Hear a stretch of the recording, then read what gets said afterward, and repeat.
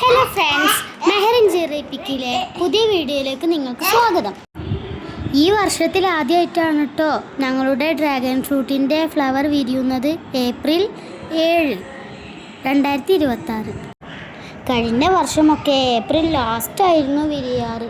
ഇപ്രാവശ്യം നേരത്തെ വിരിഞ്ഞിട്ടുണ്ട്.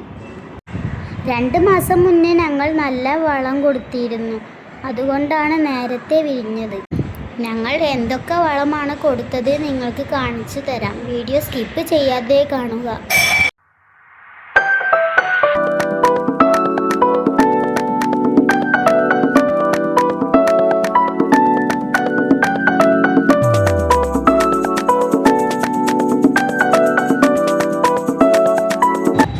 ഇതെൻ്റെ ഉപ്പച്ചി ടെറസിൽ വെച്ച് കോഴിവളം കമ്പോസ്റ്റ് ചെയ്തതാണ്. ഈ വളമാണ് ഞങ്ങൾ എല്ലാ ഫ്രൂട്ട്സ് പ്ലാന്റിനും പച്ചക്കറികൾക്കും കൊടുക്കാറ്. ഇതെങ്ങനെ ഉണ്ടാക്കുന്നത് നിങ്ങൾക്ക് അടുത്ത വീഡിയോയിൽ കാണിച്ചു തരാം.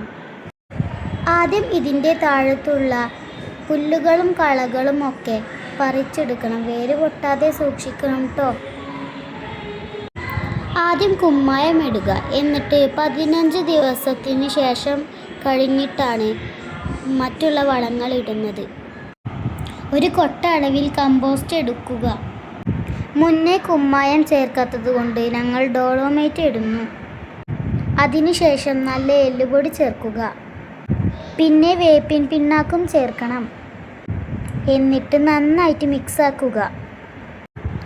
എല്ലുപൊടി ഉള്ളതുകൊണ്ട് ഉറുമ്പുകൾ വരാൻ സാധ്യതയുണ്ട്, അതുകൊണ്ടാണ് വേപ്പിൻ പിണ്ണാക്ക് ഇടുന്നത്. മറ്റുള്ള കീടങ്ങൾക്കും നല്ലതാണ്. മിക്സാക്കിയ വളങ്ങൾ ഡ്രാഗൻ്റെ തണ്ടിൽ നിന്ന് ഒരൽപ്പം വിട്ടിടുക. വേര് മുഴുവനായിട്ട് മൂടുന്ന രീതിയിൽ ഇടുക.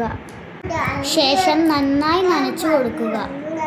വേനൽക്കാലത്ത് ജൈവ സ്ലറി ഒഴിക്കുന്നത് വളരെ നല്ലതാണ്. ഇതൊക്കെയാണ് ഞങ്ങൾ ഡ്രാഗൺ ഫ്രൂട്ടിന് വളമായി കൊടുക്കുന്നത്. ഇനി ഫ്ലവർ വിരിഞ്ഞ് 30 ദിവസത്തിനകം ഫ്രൂട്ടാവും. ഇനി അങ്ങ് 6 മാസം വരെ ഡ്രാഗൺ ഫ്രൂട്ടിൻ്റെ കാലമാണ്.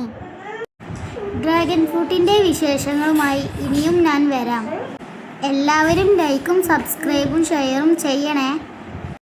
എല്ലാവരും ഡ്രാഗൺ ഫ്രൂട്ട് വീട്ടിൽ നട്ടുപിടിപ്പിക്കണേ. ഞങ്ങൾ നിങ്ങളെ സപ്പോർട്ട് ചെയ്യാം. ഈ വർഷം പ്ലാന്റ് ചെയ്താൽ അടുത്ത വർഷം നല്ലൊരു ഫ്രൂട്ടായി കിട്ടും. ഈ ഫ്രൂട്ടിന് ഒരുപാട് ഹെൽത്ത് ബെനിഫിറ്റ് ഉണ്ട്, വളരെ ടേസ്റ്റിയുമാണ്. ഈ വീഡിയോ ഇഷ്ടമായെങ്കിൽ എല്ലാവരും സപ്പോർട്ട് ചെയ്യണേ. Okay, by.